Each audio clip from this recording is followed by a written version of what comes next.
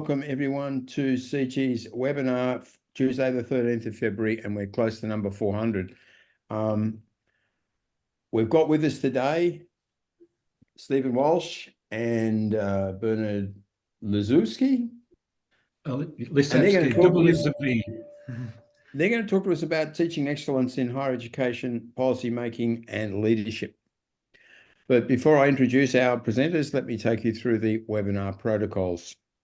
Now, remember, the webinar is being recorded, and if you enter the Q&A, your immortal words will be on YouTube forever. You'll be able to reach the recording within the next 48 hours or so via our website, and also by going directly to our YouTube channel. CG's webinars are all up there.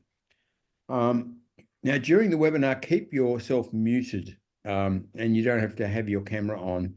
The muting is important because extraneous noise can interfere with the webinar's presentation. The best command to use is for viewing the webinar is speaker view, which is in the top right-hand corner there, so you can see who's speaking at any given time. Now, to join the discussion, the Q&A begins around about halfway through the hour. Use the chat mechanism. Post your comment or your question for our presenters in the chat, and from that I'll be able to select you into the conversation as it develops. It's a good idea to come into the chat early because you can miss out, as people do quite often, if you come in the last 5 minutes or 10 minutes or so. When you're selected into speaking, and I'll send you a note in the chat in advance, a private note saying I'm going to call you in next. When you're called in on camera, you, at that point, turn on your mic. Most important, turn on your camera if you can, and then tell us who you are and where you're from, and then give us your question or your statement.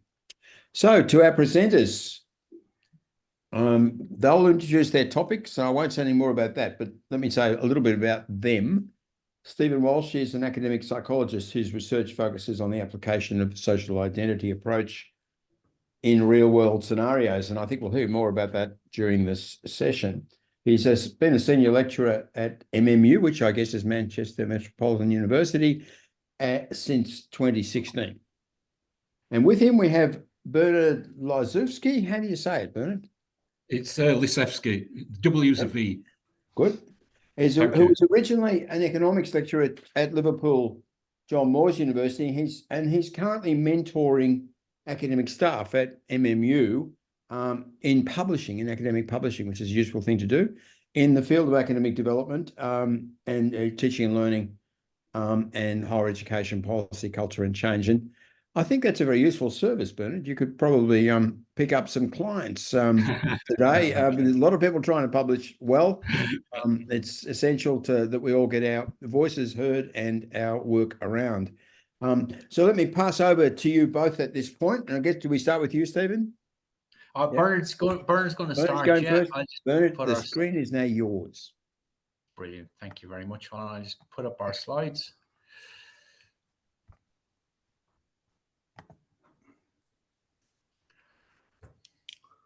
I think we got some slides coming up here, folks. Yeah. Hold on, bear with me a sec. Flip. Yeah. Okay. Can you see our slides okay there? Nope. Don't share the screen. No slides. We can see the two of you instead. Oh, a better view, eh? No, sorry. It's moving faster than the slides. That's for sure. Okay. Now, okay, that should be it, is it? Yeah, got you now. And you've got Magritte, one of my favorite artists, on the front page. So, okay, so hold on. Where are our, they're up there. Okay, perfect. Okay, can everybody see that? Yes. Okay, thank you. Oh, good afternoon, everyone. Welcome to our webinar, the title of which is there for all to see. Sorry, are you there? Okay, right. Okay. Yeah. This morning, I read a paper by Professor Ronald Barnett, just been published. He talks about the 8 crises in higher education, and one of which is the following. It says, a crisis of individualism. Individuals in learning situations, especially in the Western world, being encouraged to become, in inverted commas, themselves, rather than being enticed into processes of individuation in which their individuality is realized through collaborative efforts. And that very much falls in line with our main theme today. Can you change the screen? Right, our purposes. We're looking to contribute to a more nuanced debate around the nature of teaching excellence in higher education policy making and leadership, particularly given the discourses or the dominant discourses around employability, graduate earnings, and student outcomes. Particularly, these are particularly prevalent at the moment in the English teaching excellence framework. And more to the point for today, we believe that, or contend that, social identity theory offers a conceptual framework for regarding students as embryonic citizens. And also we want to offer an alternative discursive language in the pursuit of a reimagination of the purposes of higher education for the public good, rather than as a marketplace for individual consumers. So as Biesta emphasizes here, we now live in an age in which education is dominated by measurement and comparisons of educational outcomes. And this kind of ideology, if you like, has kind of led into much of educational policy and indeed practice. And we're very much in agreement with Biesta that the danger here is that we end up valuing what is measured rather than that we engage in the measurement of what we value. And what we've got here, of course, is the Office for Students TEF regulatory advice and guidance, which the English higher education sector has recently gone through. An increasing emphasis on the idea of student outcomes and educational gains. Those student outcomes in terms of continuation, award completion, and employment progression. And also higher education institutions being invited to conceptualize and put into practice their own ideas of what constitutes an educational gain.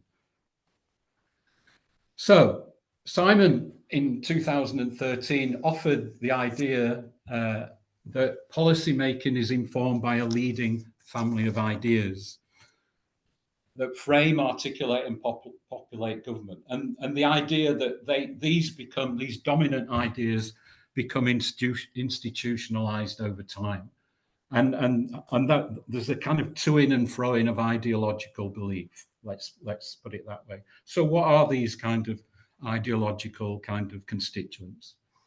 So here we have Shepard's listing, if you like, of neoliberalism. Now, I'm very aware, or we're very aware that for example, Malcolm Tite has described neoliberalism as a fright term, but it does have implications for the way in which higher education has developed. So, for example, increasing competition, the idea of value for money, or if you like, in terms of student fees, and whether, so for example, the modern day political rhetoric is, we need to kind of get rid of rip-off degrees. We of course have central regulation and control in terms of the Office for Students, and there's an ongoing debate at the moment in terms of whether that institution is too close to current government policy and beliefs, and also the idea of increasing the diversity of university income. And again, that leads to policy tensions in terms of universities seeking international student revenues or incomes, given the decline in the real value of home graduates' student fees, but also that there's a tension there because that then comes into problems with regard to the current government's obsession with migration, and so on and so forth, in terms of the kind of blurring of public-private sector boundaries and the increased scope for private sector provision within the higher education sector. So these neoliberal themes manifest themselves in various ways, and one of which is the idea of leadership. So McFarlane, Bolden, and Watermeyer offer recently 3 perspectives on HE leadership. Those 3 there: traditionalist, reformist, and pragmatist, but they're not necessarily mutually exclusive. And in terms of their argument, the idea that, for example, the traditionalists, which is concerned with cultural context, is that actually that's being kind of invaded by neoliberal business practices, and this has undermined leadership and management within academic self-governance. Myself and Stephen are probably of the reformist kind of perspective, way of thinking in terms of values from a social justice perspective. However, we just need to emphasize, as I said, they're not mutually exclusive, but they will have different traits at different periods of time in terms of any one leader's leadership kind of perspectives. So the other kind of manifestation is the idea of discourses about what can be said and thought, but also offering legitimacy or not to who can speak when, where, and with what authority. And go back to Ball's seminal piece on what is policy, the idea that certain possibilities for thought are constructed, words are ordered and combined in particular ways, and other combinations are displaced, are excluded. In fact, if we take that particular statement, we have a very good example of that within MMU's education strategy. So the education strategy, there's a real big influence on the idea of transferable skills to prepare students for future after the university. We're very beholden and thankful that Paul Ashwin, in one of his keynote lectures at our internal MMU conference, highlighted the fact that skills is mentioned 21 times in the education strategy, and in contrast, knowledge is mentioned 5 times. So what's going on? Here we have Peter Scott's notion of a higher education saga in terms of the way in which higher education has kind of aligned itself with different forms of political economy. So we've moved from, in terms of Trow, for example, his research moving from an elite to a mass to a universal higher education system. And in terms of parallel that, the idea that we've moved from a welfare state of social reform to a increasingly centralized and regulatory state within a neoliberal economy.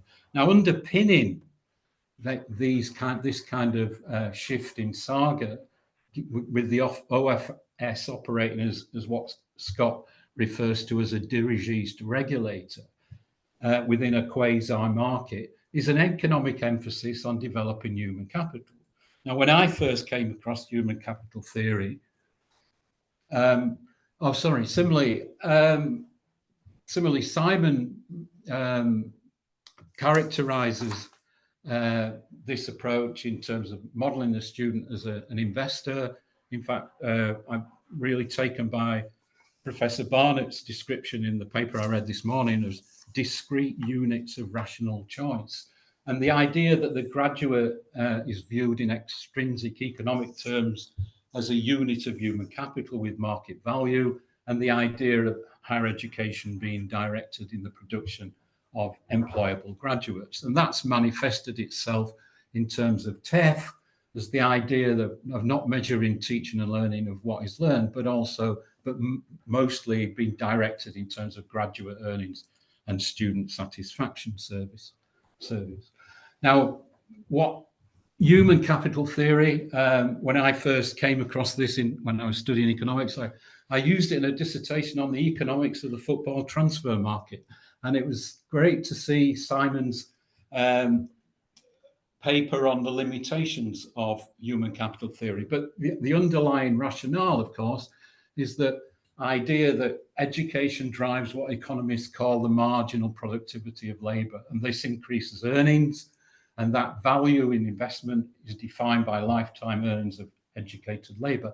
And the idea that there's a linear causal relationship between education, work, productivity, and earnings, and that this portable human capital and the graduate earnings follow can link into the idea of national economic growth. And that's the kind of basic rationale for that. One of the problems with that human capital theory is that it kind of takes the view that you've got a closed economic system. And in fact, if we compare that with higher education, in fact, reading Ronald Barnett's paper this morning, the idea of an ecosystem, an open ecosystem within 8 different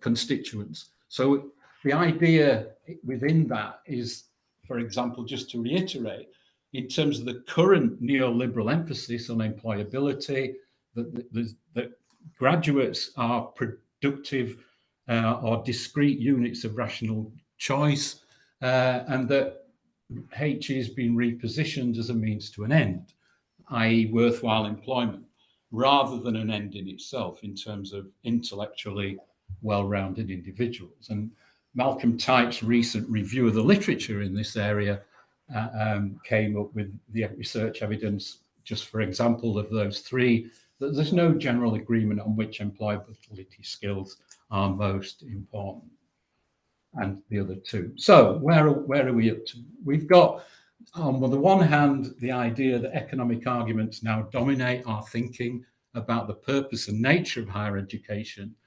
But on the other, Paul Ashwin's view outlined in his manifesto book of 2020 is that the educational purpose of higher education actually should be to bring students into a transformative relationship to knowledge that changes their sense of who they are and what they can do in the world. But I think it's important to point out that this is not a dichotomy. As Paul's subsequent paper with colleagues in 2023, it's all about knowledge students studying a degree which connects them to the world and helps them to achieve what they want to do in the future. And this then falls in line very much with the idea of a self-formation within a so-called social identity approach. And so if we kind of move on from the kind of neoliberal value neutral perspective, the idea is in terms of the kind of linear mechanistic causal process that underpins human capital theory, is the idea that actually it's a quasi-causal mechanical reality, but actually we operate in the idea of a much more complex social reality constituted by what Biesta refers to as reflexive agents. And this is kind of moving in a different paradigm more into critical realism, but I'll kind of stop there in terms of moving into the details of that particular paradigm. So we were taken with Simon's paper on self-formation, emphasizing this idea of reflexive agency, where students consciously monitor and develop themselves in an ongoing basis. And we believe that that kind of particular line of thinking falls very neatly into social identity approach. So where are we up to? Well, in terms of setting the scene, so to speak, we've got the idea here, again, by Simon and a colleague, that England has no policy language other than the idea that talking about outcomes, performative outcomes, such as graduate salaries, and how to bring a more public good perspective in terms of non-pecuniary individual benefits and collective relation benefits back into the mainstream discussion and ideas.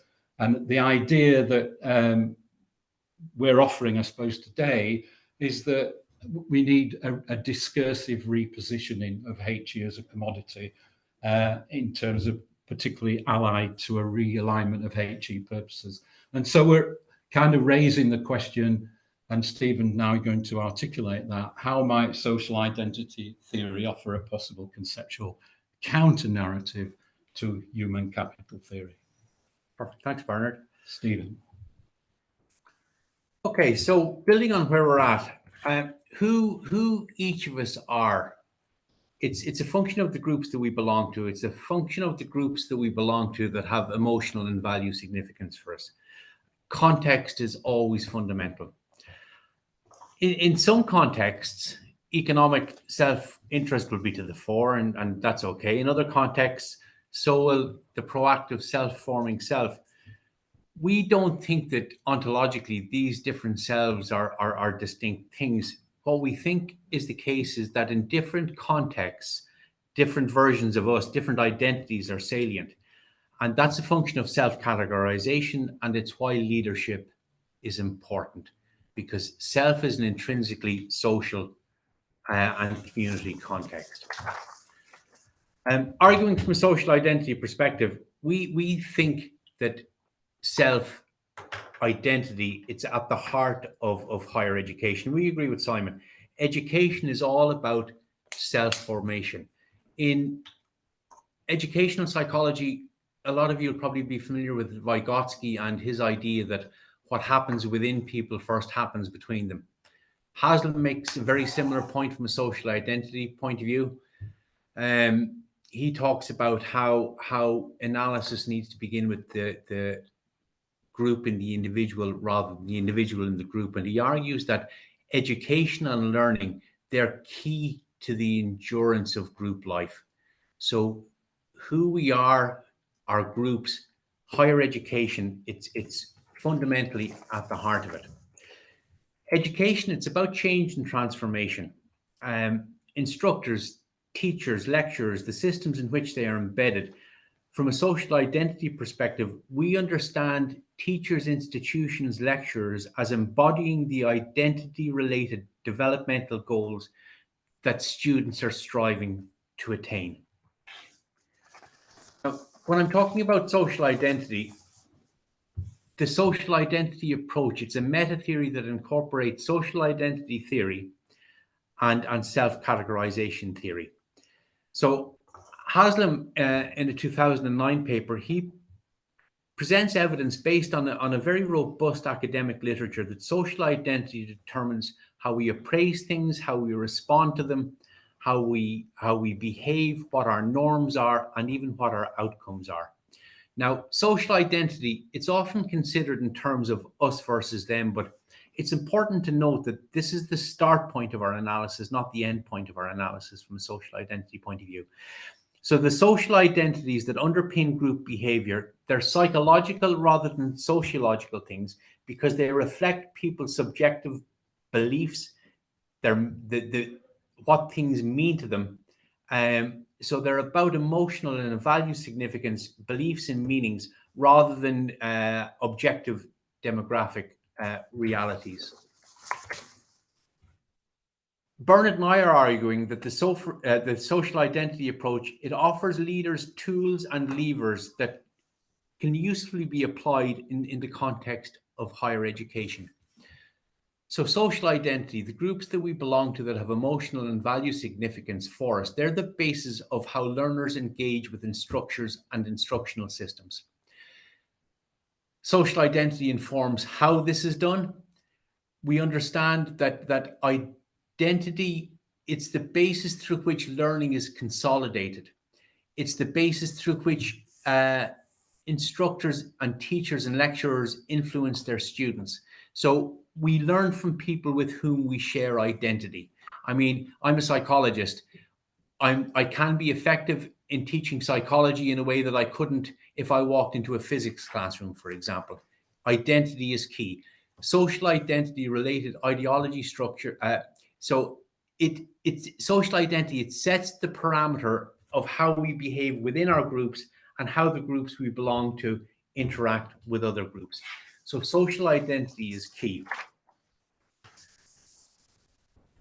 Now, it might initially seem a little counterintuitive, but we think that independence is the point where our approach, that's a social identity approach, who we understand ourselves to be on the basis of the groups that we belong to. This is where our approach, we think, overlaps with work that Simon Marginson has done. So Simon notes 4 aspects of self-formation in higher education: the autonomy of the learner, reflexive agency, the will to learn, and immersion in disciplinary knowledge. And Simon emphasizes the importance of independence, and we agree. But we think, and what independence is, it's the point where social identity comes to the fore, things like appraisals, responses, norms, behaviors, outcomes, because independence is actually a function of the groups that we belong to. It's not an individual difference. Independence, it's a point at which our group membership manifests. Now, in order to change the discourse that Bernard was talking about earlier on, we need to be able to imagine an alternative discourse if we want things to change for the better. Social psychology, where I'm coming from, it's about making social change possible. For it to be possible, we need to be able to imagine it. And leadership has a key role in producing cognitive alternatives. And understanding ourselves and others as group members, we argue, is fundamental to this, and it's why leadership is important. It is the case that senior people in leadership positions in higher education institutions, they don't often try to reshape the discourse. It's Bernard and my belief that it's people who are working in the sector need to make the case. We need to explain the benefit to those in leadership and policy making positions of things like a social identity approach. Because if you think, Lincoln is a great example in American history. What leaders do is they define the category content that's important to their group. Social identities, the groups that we belong to, are their world-making resources. They determine what people collaborate on, how people collaborate. They determine what's important. And leaders are leaders because they personify the identity that's central to the group. And they can use these identities to mobilize other people. Now, in a sense, it's not the best example, but it shows what leaders can do. If you think, Boris Johnson, strangely enough, he gives us a really good example of what leadership can do, if only he used his powers for the good. But parking that for a moment, Boris managed to present himself as a man of the people to take on the metropolitan elites. How he did that, if we think about how he did it by harnessing salient group memberships. He did it by speaking to who it is that people understand themselves to be. Now, taking it back to education, and higher education in particular, leaders are identity entrepreneurs. Now, we're not arguing that graduates shouldn't benefit economically from higher education. What we're arguing is that higher education, it needs to benefit us, all of us, in a way that goes beyond mere economic gain. The social identity approach, it gives us conceptual tools to frame and assess excellence in higher education. Excellence understood from a societal perspective. So this is where there's space, we argue, for leaders and policymakers to act as entrepreneurs of identity. Boris Johnson, he showed just how much a leader can be an entrepreneur in the example I gave there a second ago about the metropolitan elites. And we can use these same identity tools to our advantage. It just requires leaders to do it. Now, looking specifically at leadership, there are 3 R's: reflecting, representing, and realizing. Now, we're not proposing, and the social identity approach doesn't advocate a sort of a great man take on leadership, nor does it advocate where the people go, there I will follow. Rather, what the social identity approach to leadership does is it sees leaders as entrepreneurs of identity who lead their group through managing who it is that the members of that group understand themselves to be. Think Martin Luther King and his I Have a Dream. Our point is that education is a public service that promotes democracy. Citizenship is central. The social identity approach, it offers conceptual tools that can facilitate our leaders and policymakers in achieving this. It's up to those of us in the academy to advocate for higher education. And education, it's a public service that promotes democracy, and we need to be pushing it. Ultimately, we understand education as being about identity formation. We need that identity formation to be compatible with citizenship.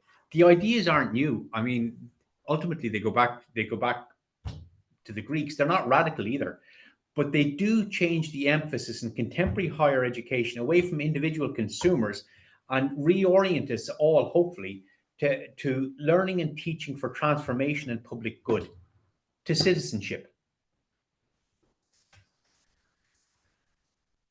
We want to advocate for a situation rooted in a social identity approach where educators are teachers, not service providers, and where students are learners, not consumers.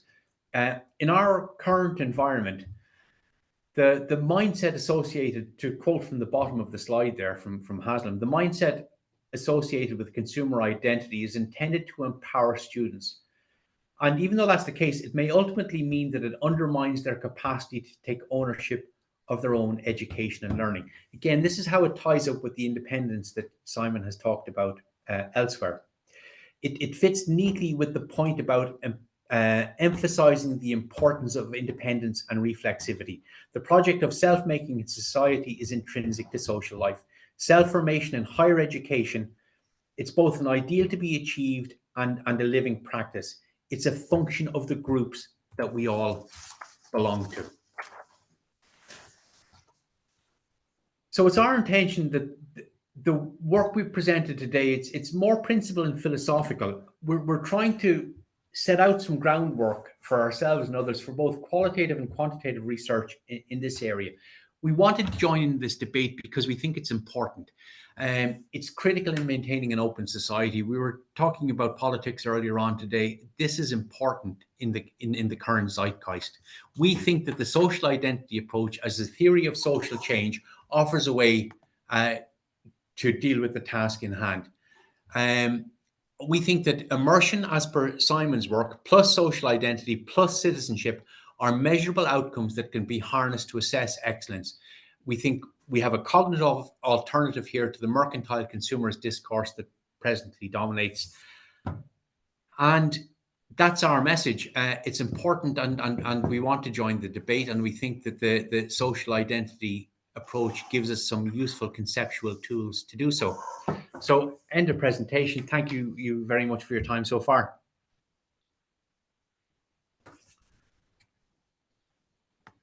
And thank you both, Stephen and Bernard. That was very interesting, and I think you really covered the literature pretty well. I'm putting out a call for questions and statements, but I think, and I see Ron Barnett has come in, and we'll bring Ron in a moment. That's very good. Can I ask you one question first? I usually ask the first question. It's the privilege of the chair. Have we got you there, Simon? Sorry, we lost you there for a second. I'm going to ask you the first question. Yeah. So social identity. Okay, that's a core issue. Understanding the self-formation process in a group context, understanding that we're part of groups, all makes lots of sense. Now, how would you respond if someone said to you, well, I understand that, that's all very well, but it doesn't put bread on the table. I mean, how does this help me? What would you say? I would say, gosh, how does it, in terms of how does it put bread on the table? How do you apply it? The social identity approach, since its inception, has been a theory of social change, and it's practical because it gives us a set of thinking tools that we can measure and test and apply. So say at the moment, if we take TEF for an example, take the NSS, satisfaction. What does satisfaction mean? It gives us tools that we can engage with things that are measurable in a way that we can quantify. But what it also does is it turns on meaning, because we only identify with things that mean something to us. So it's never getting at a sort of a nominal group membership. It's always getting at things that mean with people. That's what makes it so practically applicable, because if it doesn't mean anything to people, people won't identify it. So as a tool, that's its core utility, in my opinion. Now, I'm not sure I've answered your question. Does that answer what you were asking? Well, it wasn't a bad improvisation, I thought. It was a pretty kind of curly question, you come up with a good set of ideas and then someone says, yeah, but does this put bread on the table? No, I suppose the way I'd answer it is I'd say agency, talk about the importance of agency and understanding relationships, groups, which you really foregrounded well. I think that helps you in all kinds of ways. It's probably not, it's not something you can go and cash in at the bank, but it's going to lift your engagement with almost everything, your understanding over time, and that's got to help put bread on the table, I guess. Yeah, can I have another little nibble like the there? argument for education, isn't it? Do you know what I think it is? I think very much in pictures. And say if I want to interact with another person, if I think of myself and the other person as Venn diagrams, what social identity is getting at is that part where we overlap. Yep, yeah. And we've got Ron Barnett. Can you come in, please? Okay, well, thank you, Simon. Very provocative and engaging talk, if I can say so. You packed a great deal into it. Let's see if we can tease a little out of it. I was fascinated with some data you gave of Paul Ashwin having interrogated a document. Was it the MNU's strategy document? Lots of mentions of skill and very little of knowledge. And I just want to build on that, if I can, by pressing you a bit on your concept of social identity, picking up Simon's question. You actually didn't say very much about knowledge, if I can say so, in your talk. And I'm just wondering where knowledge comes into the picture. Now, I'm going to be a little bit self-serving and anecdotal. Some time ago, I coined a phrase, a will to learn. I not only coined the phrase, if I can say so, I wrote a book about it and I developed the concept. And so the idea of encouraging students to have a will to learn is absolutely vital to me as part of what I take higher education to be. So I'm with you on insofar as you see higher education as a vehicle for forming social identity, but it surely has to be more than that. I'd want to put into the pot, alongside social identity, the idea of epistemic identity. In higher education, in university, we learn something. We don't just come to be nice people. We actually learn something. We develop our understandings and our knowledge of things and our appropriation of things, and we form capacities for critical understanding and critical thinking, and we go on developing. If higher education is doing its work well, we form those formations and dispositions, qualities which will keep us going through the rest of our lives. An epistemic identity as well as a social identity. Thoughts, comments? Well, I think we're arguing. We're arguing for a more holistic view of student identity in terms of whether it's economic, whether it's social, whether it's epistemological. I suppose what we're arguing is that there's too much onus at the moment on the economic and not enough, if you like, on as in terms of that epistemic transformation. And I just think it's really restoring a balance. I mean, I think we all working in higher education would say that the knowledge that we acquire gives us a certain identity, and in fact we might change. So, for example, I changed from economics into educational development, and that is a transformative process. Now, you may undertake that in various ways, and we all have our own processes of self-formation. But I think at the same time, you have to acknowledge that you're dependent on other people as well. It's not purely an intrinsically selfish transformation. And I think as in terms of the epistemic, if you like, we do that with others. We acquire that legitimacy with other people. Absolutely. But I just was reflecting that dimension wasn't coming through your talk, actually. Okay. Yeah. It's a fair point. It's a fair point. And I think we wholeheartedly agree with you. There's no argument. We would definitely see that critical understanding, thinking part as being part of the transformation that we're at, and it's nested within the academic identity. So maybe time was our enemy here, because certainly when we're writing it, we would intend to convey what you're speaking about. And I think the will to learn that you reference, it's one of those things. I often make this mistake. I presume everyone can read my mind, and I'm wrong to do so, because I would see when we were talking about that shared part of the Venn diagram is where we see the will to learn happening. People with whom we share identity, that's part of the will to learn, and it's part of a sort of ontologically a Vygotskian thing. It's an outside-in thing that we then take away with us as independent learners. Thank you. Thank you. Thank you. And thank you all for the dialogue. That was pretty good. Now can we bring in Francois Staring, please? Hi, good afternoon, and thank you very much both for an interesting presentation. I'm Francois Staring. I work for the OECD's higher education policy team. So yeah, again, inspiring presentation, and especially I think your listing of sort of neoliberal ideologies that are perhaps pertaining through sort of higher education policy and practice at the moment.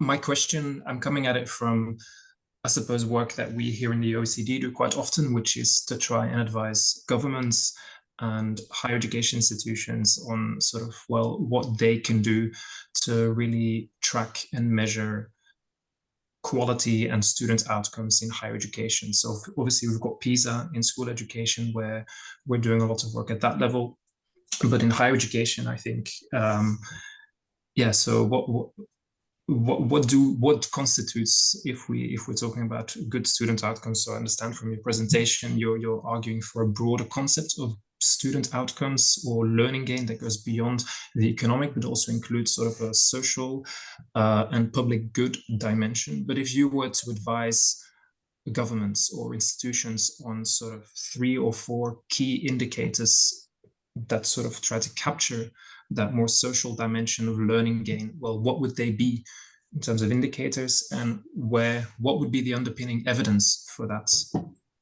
Well, for a start, I think there has to be a plurality of discourses. That's the first thing. The idea that actually you can't close down discussion by having a dominant instrumental narrative.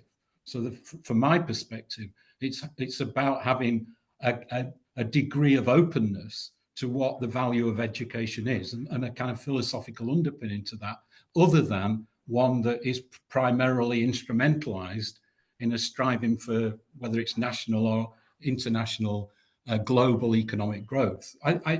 For me, it comes down to value systems, and the idea that you can't just instrumentalize a sector. I mean, it's interesting in Ron's paper that I read this morning, he talks about the university sector as an economic machine, and so governments have a role to send out certain messages, and I think naturally those messages need to have a much more wider remit than one that is currently being offered, particularly in English higher education.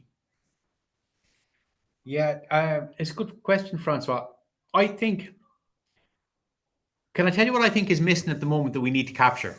So say at the moment, let's say I work 50% in speech and language therapy. Let's say we train up a student and they go to work for Médecins Sans Frontières on a voluntary basis.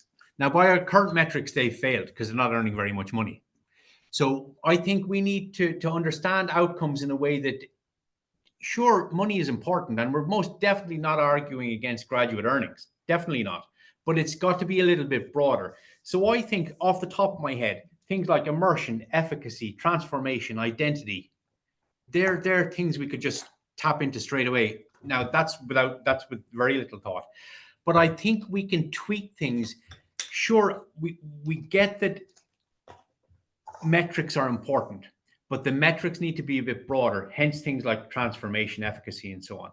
But I think also we need to attend to the qualitative side, because it's what education means to a person. Now, that's why identity because we only identify with what's meaningful. So that gives us a lever that's quantitative. But I think we also need to attend to the qualitative aspect of it as well. I think. Does that answer your question, Francois? Brilliant. Thank you. Thanks for the question, Francois. I think that was a very helpful discussion to have. Paul Ashwin's next. Hi, Paul. Hi, Paul. Hi. Hi, Bernard. Hi, Stephen. So yeah, I kind of completely agree with your underlying argument, but I wonder whether you're underestimating the challenge that faces us. So think about your example of Boris Johnson being positioned as a man of the people. There's a huge underlying infrastructure to that. If you read Peter Geoghegan's Democracy for Sale, or you follow that kind of thing, the whole way in which billionaires are funding think tanks, some call them junk tanks, like Policy Exchange, like the Taxpayers Alliance, who are making seem normal these kind of arguments, whilst universities are positioned as vested interests. We've reached the stage where it's not just easy to change the discourse. The kind of lack of shame of Liz Truss on a completely failed economic experiment, and the way in which we have a press that also supports that way of viewing things. Now, I completely agree with what you're arguing, and I think universities have far more responsibility to speak up for it and to speak up for what higher education can do. But I also think it's important not to underestimate the challenge, and I just really welcome your thoughts on that. Yeah, the first thing I would say is that we're inching along, Paul, with a big weight on our backs. I just think for us, I think it's just the right time. It's just part of the kind of zeitgeist. You've got to start somewhere, and as Stephen emphasised, this is incremental. We're not kind of looking to overturn everything. I just think in terms of the way we need to portray ourselves in a certain way in higher education, and somebody needs to bite back.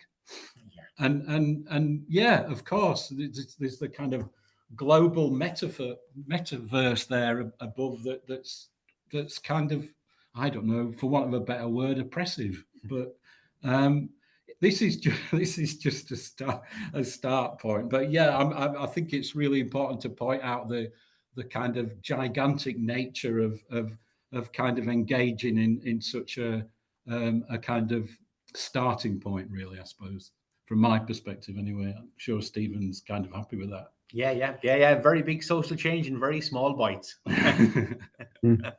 But this point about the way the political space is now manufactured is really powerful, isn't it? And George Monbiot in The Guardian has been particularly good at uncovering how that works.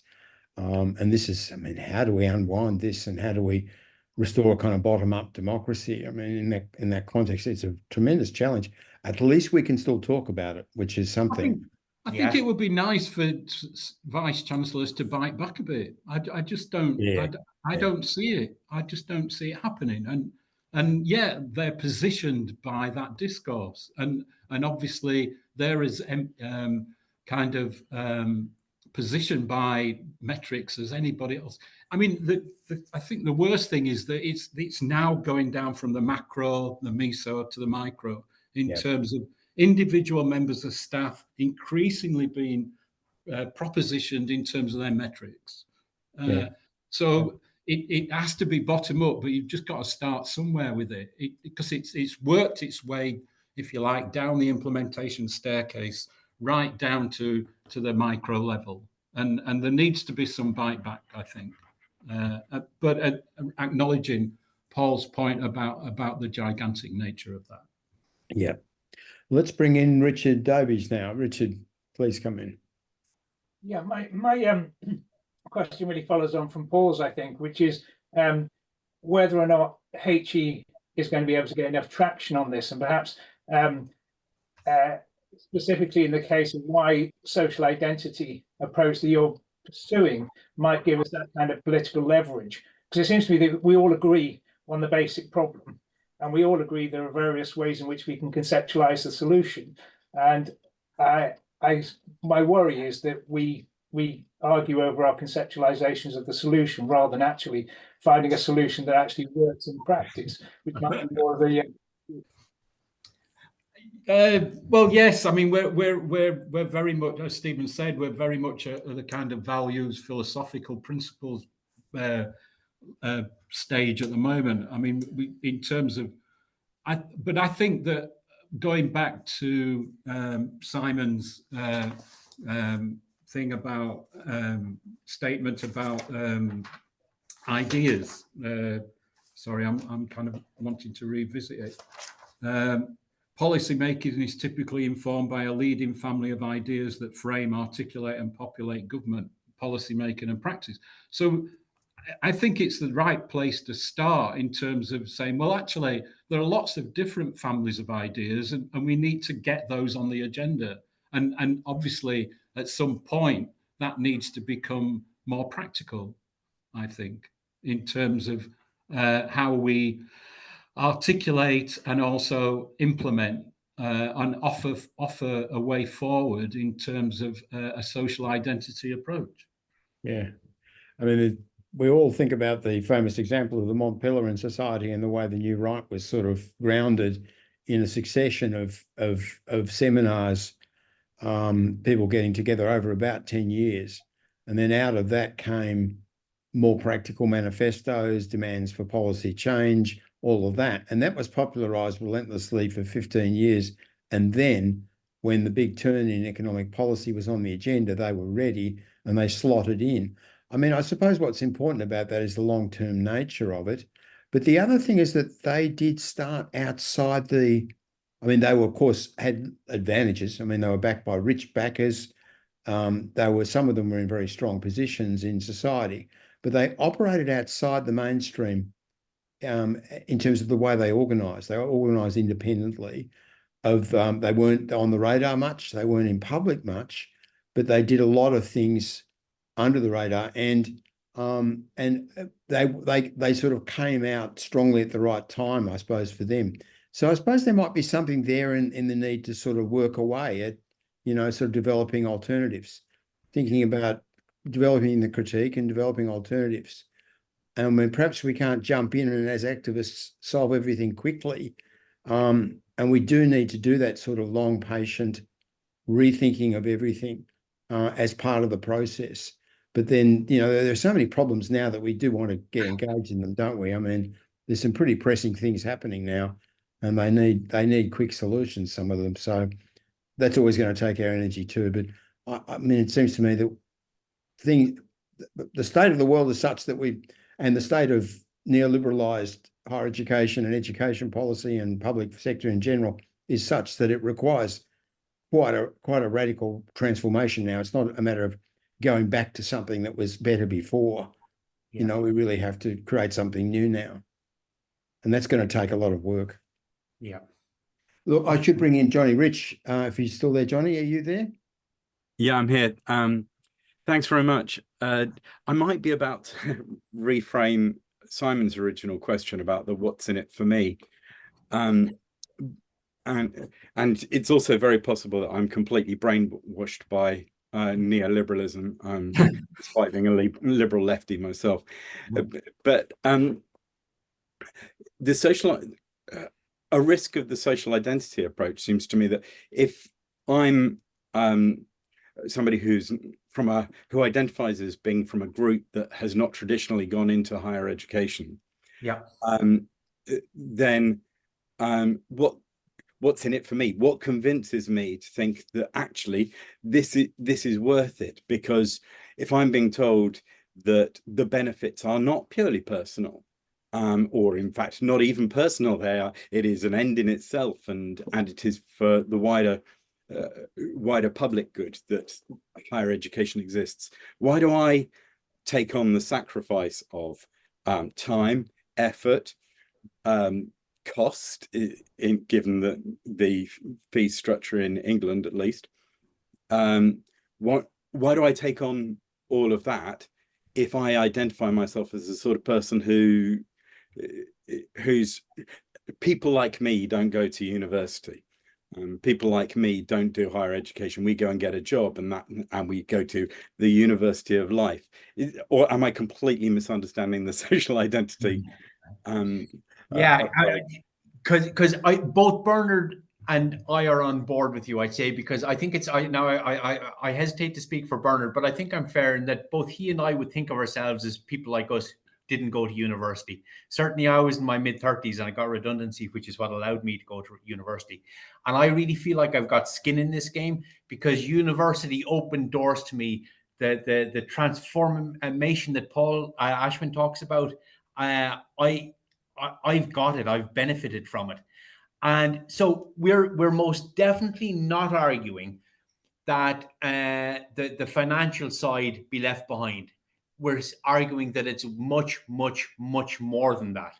And like, for example, social identity, if we think in terms of like permeability of boundaries.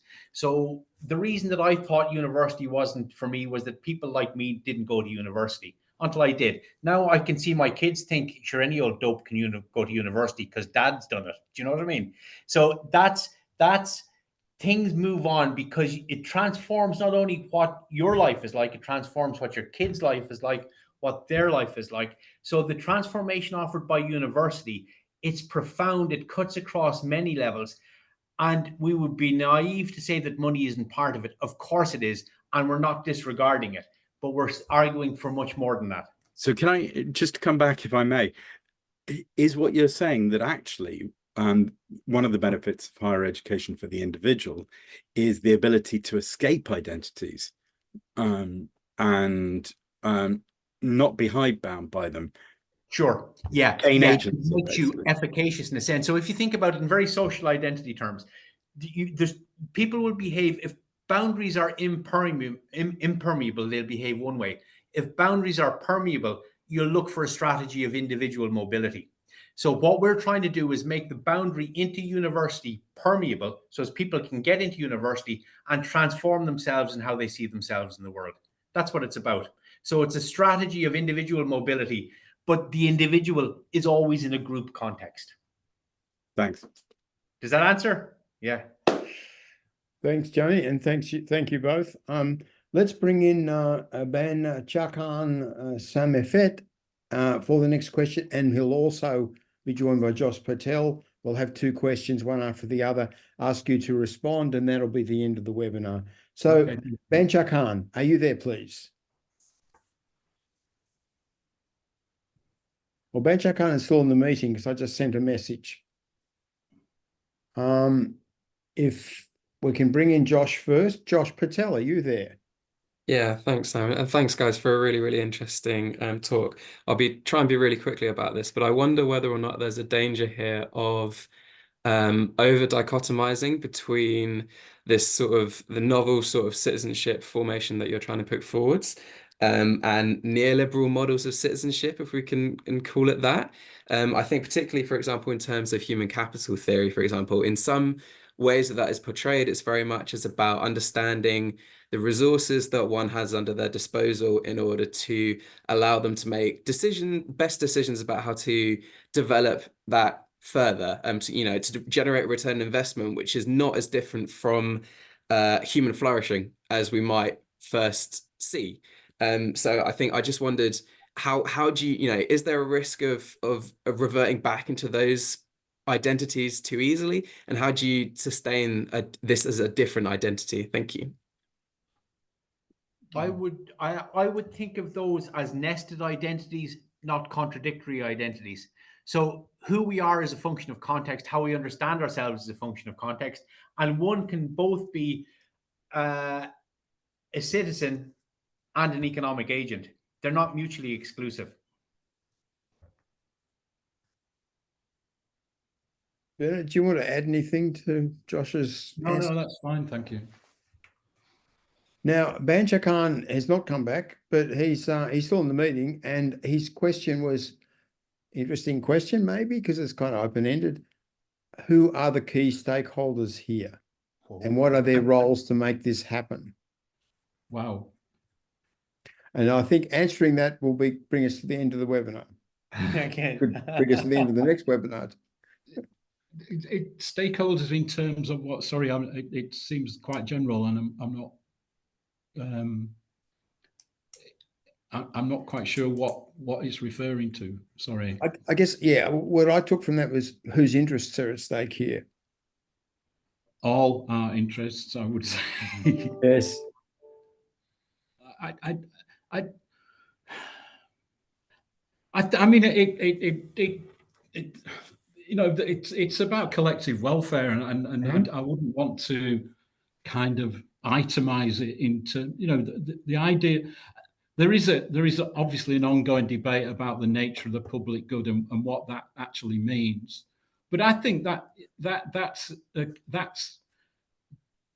I think it's a kind of a coalition of interests in terms of what that should be. And I just think that it almost kind of reminds me of Habermas's notion of a public sphere. And I think we need a public sphere in higher education, and in terms of saying, well, we need a kind of diffusion of discussion about why we're here, what values do we have, you know, how are those translated into what we do here, rather than kind of being directed down a kind of instrumentalized path. So for me, it might be too simplistic an answer, but we're all stakeholders in terms of the situation and how that situation may change. Interesting you should mention the public sphere idea. I mean, that to me invokes immediately the question of how would you bring people together on an ongoing basis, you know, in a kind of organic or real life, you know, in place sense. And I think our reliance on online is, you know, and Zoom and Teams has now got tripping us up a bit, because we don't have that kind of committed or interaction over a regular period of time. You know, we have these sort of these quick meetings of this kind, the one we're having now. And I suspect that while we can do a lot in this forum, we can do more if we engage more directly in the older way, you know, forming more organic relationships and so on. Look, I want to thank you both. I think, you know, really that was a very, very good session, and you engaged everyone really well. You could see by the quality of the discussion, and your presentation was crystal clear, which I think will help. And it's going to be a you know, YouTube viewing worth having again and again. I think people will go back to this. So keep in mind the possibility of you coming back on our webinar program later in the year, perhaps when you would, you know, got some more things to say. I think that there'd be, you know, plenty of interest in it. You know, it's a conversation which is UK focused. I think it's got a lot of resonance everywhere. And you know, the issues, I mean, many of the issues, not all of them, but many of them are common issues worldwide. So much appreciated. Really like the way you went about it today. Folks, our next occasion is not a webinar on Thursday. It's the Centre for Global Higher Education's 9th conference. And you're very welcome to attend if you're in England, to attend on an in-place sense at the UCL Institute of Education with 8:30 coffee, 9 o'clock session start on Thursday. But you can access the CG conference online. We won't be in webinar format. You won't be able to participate directly, but you'll be able to hear everything and see everything. It'll be a broadcast in effect. We will be holding an annual conference in webinar form in mid-April. So that'll be a day of these kinds of electronic discussions where you'll be free to come in and into the Q&A and take full part in it. But until we see you on Thursday at the CG conference, it's thanks again to Stephen and Bernard from me. Thanks again to Chris, who anchors our webinars so well. And all I can say now is bye for now and see you soon. Thank you, Simon. Thank you, everyone. Thank you.